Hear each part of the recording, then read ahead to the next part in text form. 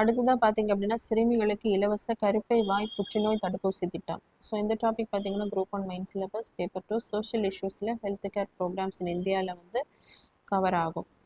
So மத்திய அரசு பார்த்தீங்க அப்படின்னா அந்த குழந்தைகளுக்கான சிறுமிகளுக்கான கருப்பை வாய் இலவச புற்றுநோய் தடுப்பூசி திட்டத்தை வந்து தொடங்குறதுக்காக இருக்காங்க.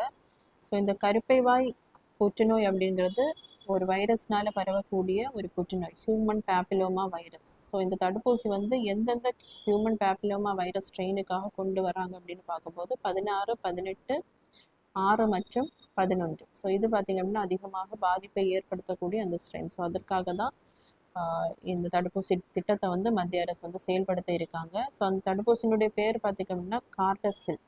இது பார்த்திங்க அப்படின்னா ஒரே ஒரு முறை செலுத்தினால் போதும். இந்தியாவில் பார்த்திங்க அப்படின்னா ஒரு வருடத்திற்கு வந்து 80,000 பேர் வந்து இதனால இந்த கருப்பை வாய் புற்றுநோயால் பாதிக்கப்படுறாங்க.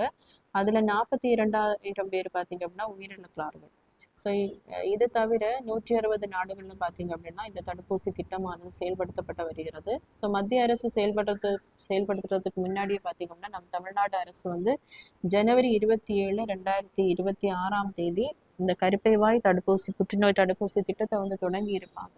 ஸோ எந்தெந்த மாவட்டங்கள் அப்படின்னு பார்க்கும்போது அரியலூர், பெரம்பலூர், திருவண்ணாமலை, தர்மபுரி இங்கே பார்த்திங்க அப்படின்னா அதிகமாக இந்த புற்றுநோயானது இருக்கக்கூடிய அந்த மாவட்டங்களை தேர்ந்தெடுத்து தான் முதலாக என்ன பண்ணுறாங்கன்னா இங்கே வந்து செயல்படுத்த இருக்காங்க.